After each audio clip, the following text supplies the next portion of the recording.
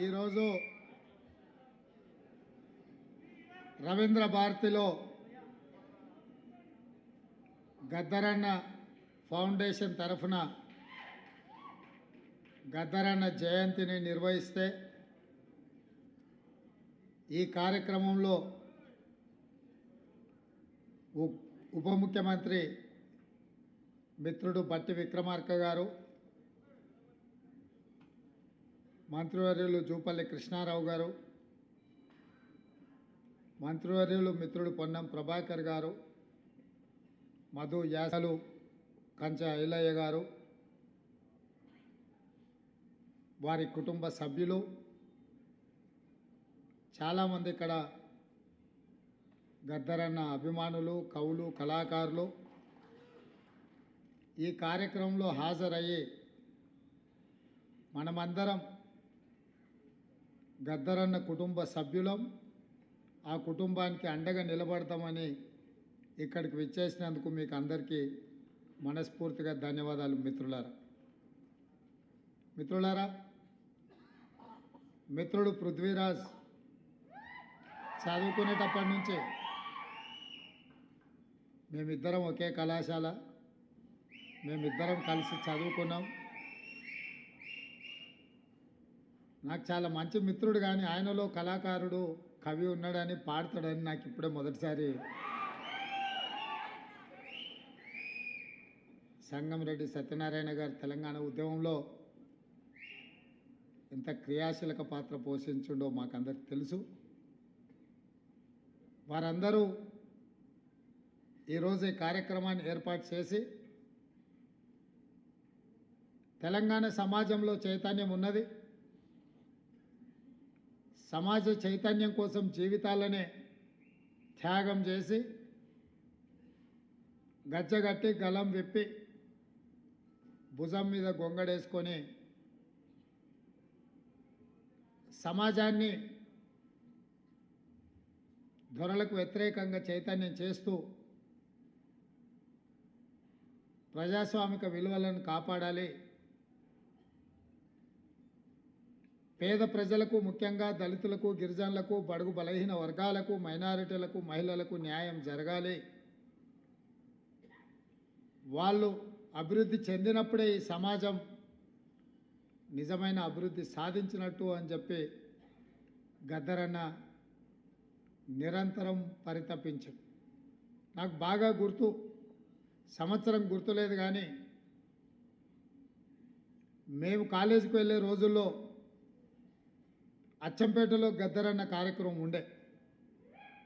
ఆ కార్యక్రమాన్ని ఆనాడు ప్రభుత్వాలు అడ్డుకోవాలని చూస్తే వేలాది మంది గ్రామాల నుంచి ఎడ్ల బండ్లు కట్టుకొని గద్దరన్న అచ్చంపేట కార్యక్రమానికి తరలి వెళ్ళింది నాకు బాగా గుర్తు. ఎందుకంటే మా గ్రామమే ఆ రోజు గద్దరన్న కార్యక్రమానికి వెళ్ళినప్పుడు అప్పుడు గద్దరన్న గొప్పతనం నాకు తెలీదు.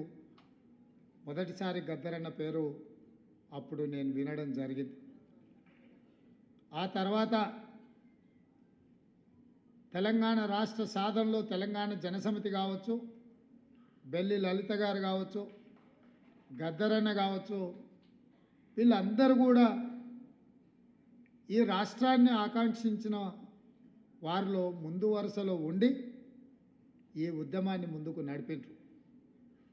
సరే, రాజకీయంగా వాళ్ళు ఈ ఉద్యమాన్ని వాడుకోకపోయి ఉండొచ్చు, రాజకీయ స్వార్థానికి వాడుకోవాలన్న ఆలోచన కూడా వాళ్ళకి రాకపోయి ఉండొచ్చు. కొద్దిమంది వీళ్ళందరూ చీమలు పెట్టిన పుట్టలో పాములు చేరి రాజకీయ పార్టీలుగా ఎదిగి అధికారంలోకి వచ్చి ఏ త్యాగాల పునాదుల మీద రాష్ట్రం ఏర్పడి ఏ త్యాగాల పునాదుల మీద ఈ రాష్ట్రాన్ని సాధించినమో ఆ పునాదుల మీదనే అధికారంలోకి వచ్చి ఆ అధికారాన్ని అడ్డం పెట్టుకొని అణిచివేసే కార్యక్రమం జరుగుతున్నప్పుడు మళ్ళీ గద్దరన్న నా అవసరం ఈ సమాజానికి ఉన్నది, మళ్ళీ నేను నా బాధ్యతను నెరవేర్చాలి అని చెప్పి ఆయన గొంగడి భుజం మీద వేసుకొని మళ్ళీ బయలుదేరాడు. ఆ విధంగా మళ్ళీ తెలంగాణ ఉద్యమం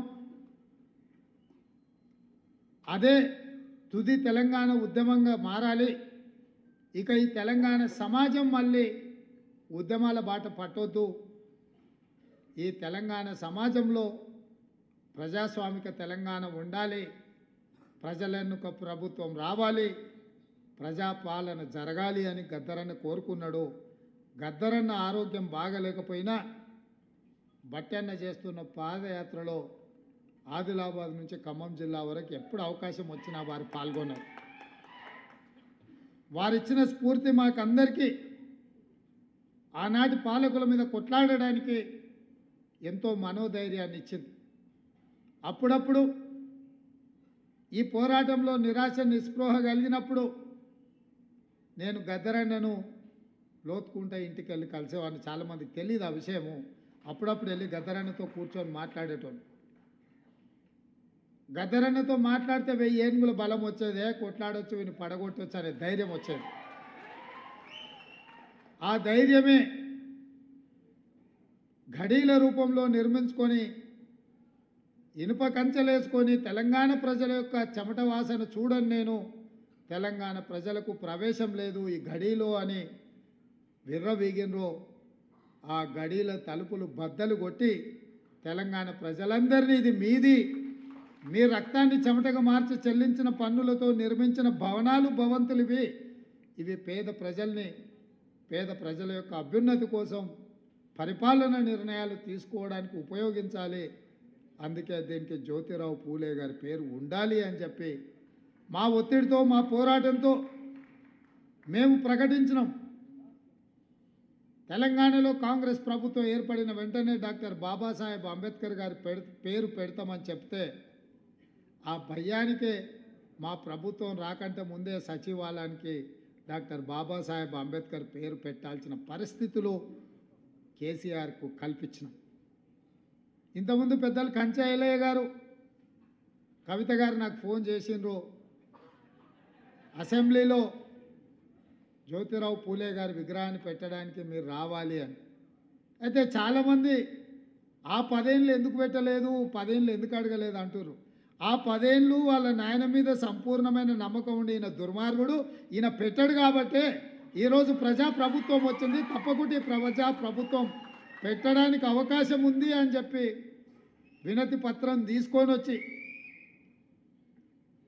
ఏ దళితుడిని అయితే ముఖ్యమంత్రిని చేస్తా అని చెప్పి మాట ఇచ్చి మోసం చేసిండో ఆ దళితుడిని ఇందిరమ్మ రాజ్యంలో అసెంబ్లీకి స్పీకర్గా నిర్ణయిస్తే ఆ దళితుడే స్పీకర్గా ఉంటే మా గడ్డం ప్రసాద్ గారికి కల్వకుంట్ల కవిత గారు వినతి పత్రాన్ని ఇచ్చిందంటే ప్రజాప్రభుత్వం వచ్చినట్టే, ప్రజాపాలన మొదలైనట్టే అని చెప్పి నేను వేదిక మీద నుంచి చెప్పదలుచుకున్నాను.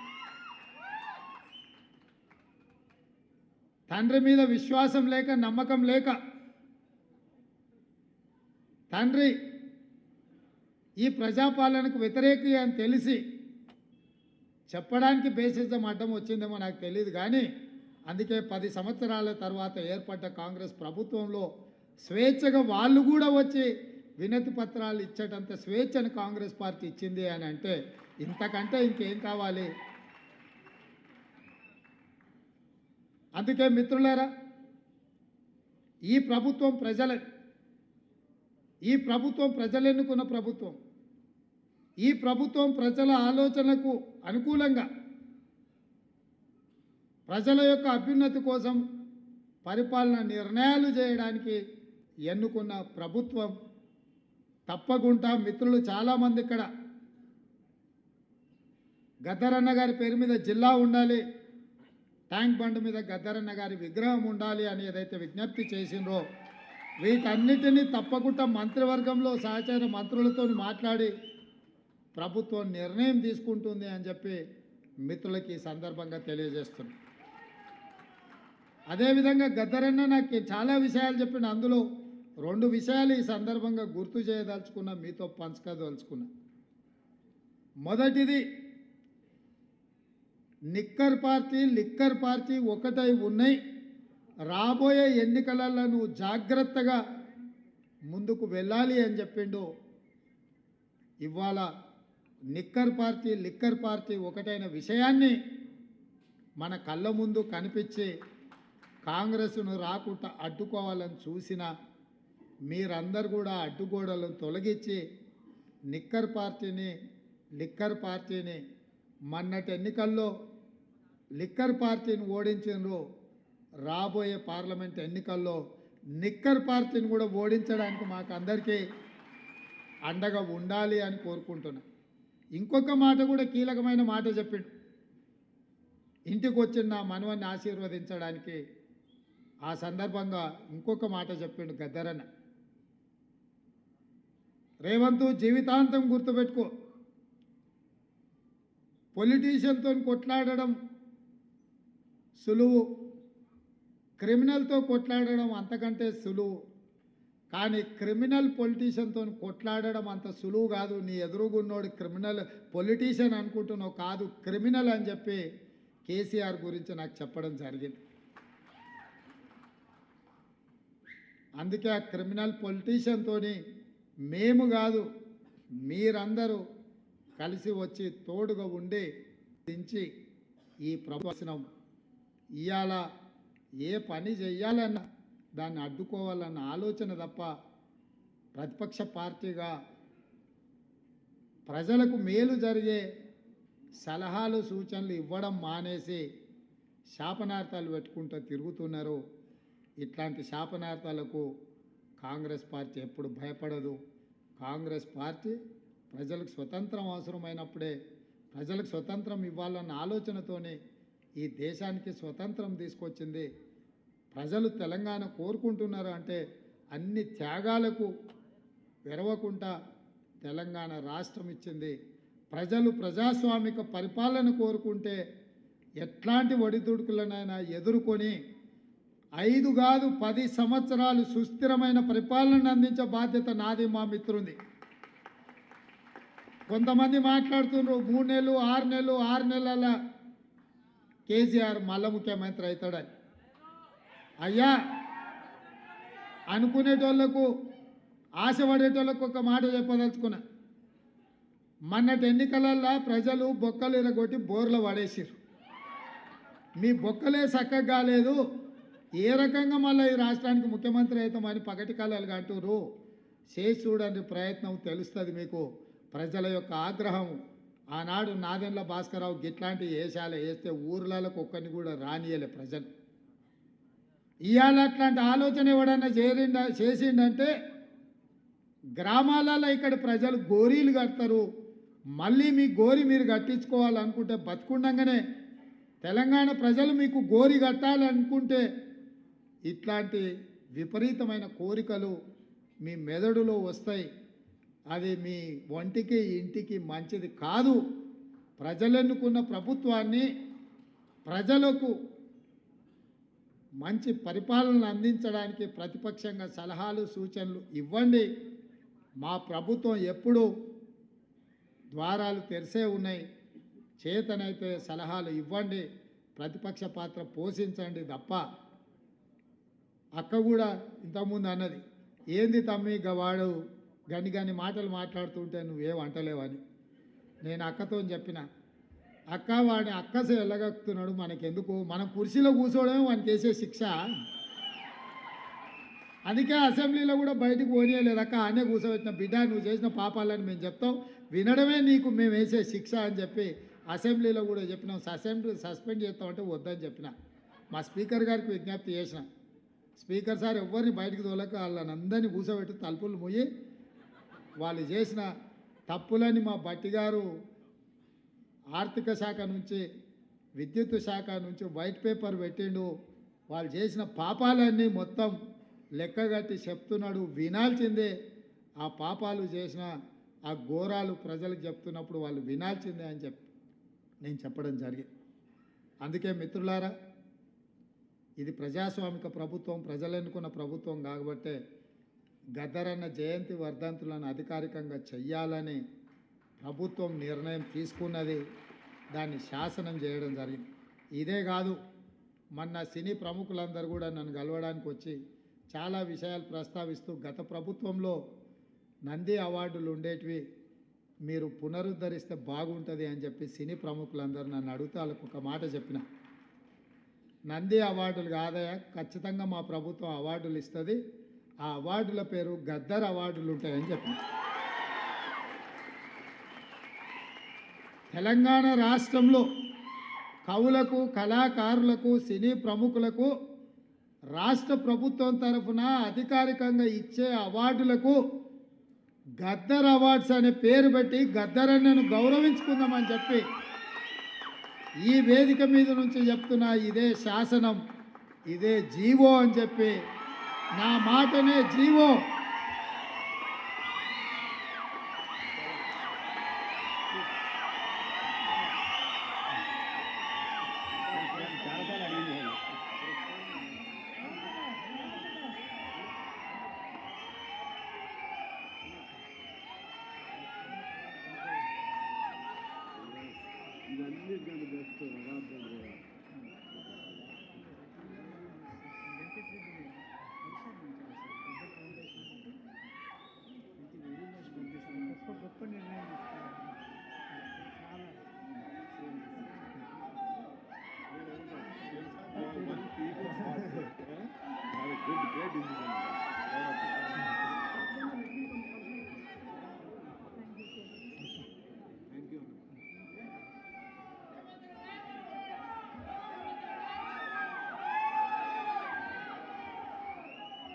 మిత్రులారా,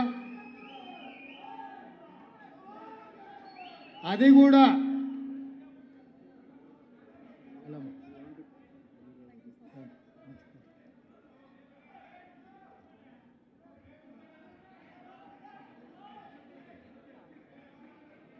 వివిధ భాషలలో